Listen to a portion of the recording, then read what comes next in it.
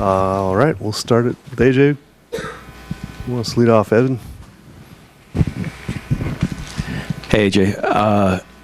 I'm just, from a travel standpoint, like in the regular season, a lot of times after a game, you guys would hop on a flight immediately afterwards. For both of the games in this series, you guys have elected to stay the night. Was there any kind of science behind that, or just comfort of the players, or what went into that? It was really about just the last couple of weeks. We went on a pretty long run of intense games and some travel. We ended with a 15-day road trip, counting the playoffs in the first round, and then coming out here to Seattle. And so time zone change, families being everywhere, not wanting to kind of split the group up. We chose to do some work at home today and then get on the plane and get out here rather than fly through the night. So not a ton of science necessarily. I mean, I think I feel better, and now we're coaches and we're old, but the players can adapt to whatever. But it's just the accumulation of what goes on in these series where if we were a closer place, we may change our plans. But the 3-hour time change and the 4.5-hour flight, hard to make up that time.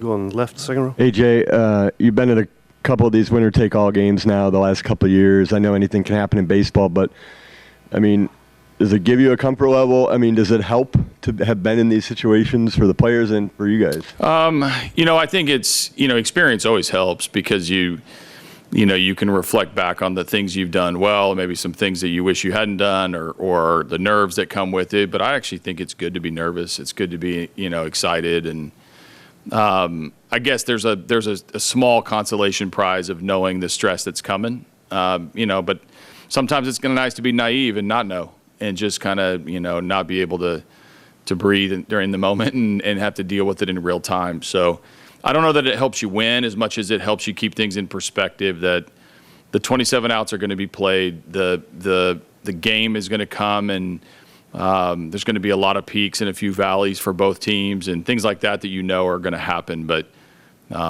everybody on both sides is going to leave it on the field. And that whether you've played in these or not, every single player, coach, manager knows what's at stake and what tomorrow night can bring, both positively and the downside. And then lastly, I was just curious if you saw the interaction between Naylor on second yesterday and Mize on the mound and what you made of that. I didn't see the interaction. Did they talk? Just the motioning? Yeah, that is pretty standard nowadays. I know there's been a lot of debates about what's real, what's not real, the gamesmanship that comes with the motions and things like that. Different teams are doing more outlandish things as they get, and the paranoia is real too. So I think no, I don't have much take on it other than we don't pay a ton of attention to it because it's a distraction either way. Whether it's something that you're doing, then obviously got to clean up your tipping. If it's not, then it's wasteful energy to worry about it. Go back to Evan. Just wondering, have you been operating under the assumption that George Kirby's going to go tomorrow, or just given the nature of a Game 5 where it could be anybody and everybody? Yeah, we're operating more that it's going to be, all hands on deck for both sides. I think we're waiting to get the announcement and see, who's going to be first for them. And that guy, I've been in these games where, that guy's lasted 6, 7, 8 innings. I've been in games where that guy's pulled in the first. So there's no assumption past the first guy that they list on what their plan is going to be. But we'll find out at some point, hopefully tonight, that who it's going to be, and we won't really be surprised, I don't think, given that we've played these guys for 4 games and we know they have a couple of options. Or they could open, they could do a bullpen game, they can start Munoz, who knows what they're going to do. But they'll let us know, and we'll set our order accordingly. Go to Ryan. AJ, do you subscribe to the idea that seeing a couple of those guys like Bizzardo and Spire as much as you've seen them has helped you guys pick up some stuff? Sometimes I think it feels better, to see him and know. It doesn't make it easier to hit, really any of these guys. I mean, it's funny. I hear that a lot from people. The third time through is obviously is something that statistically, I think it's hard to deny. Everybody believes that. In a reliever standpoint, Sometimes I guess it helps you a little bit to see where the breaking ball is or where the fastball has to start, maybe a unique delivery and things like that. But then you get in the box and it doesn't seem easier. It just seems more familiar. And more familiarity can also bring some negative things too. So sometimes it works. I think it makes you feel better to say it does when you're a reliever or when you're a hitter. But I don't know that you can pin it on one thing for every hitter and every pitcher, other than there are no secrets. It's 96 with cut, or it's, a power breaking ball, or it's a big sweepy slider. And these guys are just really good to come out of the bullpen nowadays. And they're, the more you see them, it has to be better, but it doesn't make it more comfortable. Go to Tim. AJ, I think it was a couple of years ago, the Rangers, they played the last week of the season on the road, then had to go cross-country for a wild card series, then had to start the DS on the road. So they were obviously away from home for quite a while. You guys have gone through a similar thing this year. I just wonder, what do you see as the value of kind of being away and being on the road in that kind of situation that you learn or that your team gathers from? Yeah, I think you have to deal with your reality. I see it maybe not as something to aspire to, because home games are way better, and days off are way better. Like, I know, playing, and you can build some energy and you can build some momentum, and feels like you keep playing, but that you pay the price at some point with all of this, whether it's your sleep, whether it's your nutrition, whether it's the comforts of home and things like that. But I think that it can galvanize a team.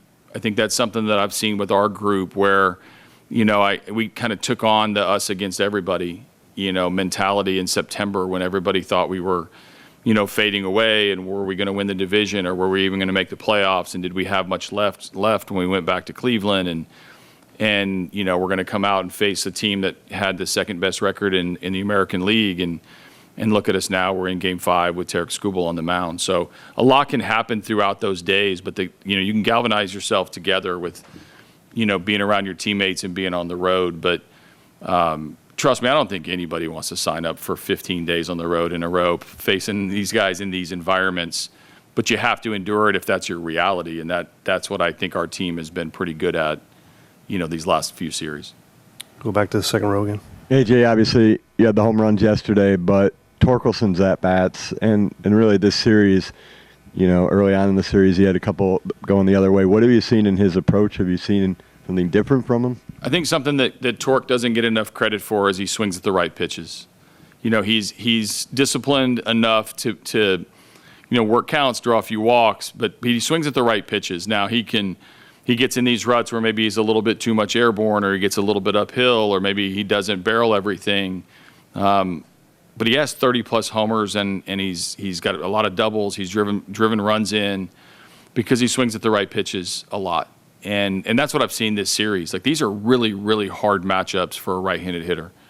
And it's hard for lefties too, but when you look at the wipeout type stuff coming out of their pen that's in their rotation, it never stops and it never eases off. And so the discipline to be in the strike zone or staying with your plan is very, very important. And Torque has done a nice job this series at taking what the game gives. Now he hasn't hit the ball out of the ballpark, but he has hit a couple balls down the opposite field line. He has pulled the ball. He's worked a walk or two that get a little bit unnoticed whenever the guy behind him does something positive. So he's pretty consistent in his approach and in his methods, and I think that as a consistent personality that helps him deal with the stress of hitting in the middle of the order. Go Ryan.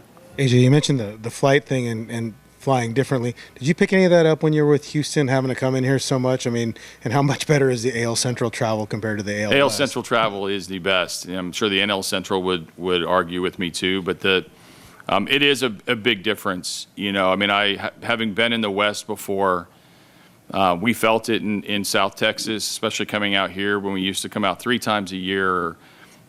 Just the how far these places are, and there's no way to speed through it. Like, you can't get the plane to go any faster, and you can't change the time zones. And so we didn't really pick anything up. We never had these type of overnight trips back and forth.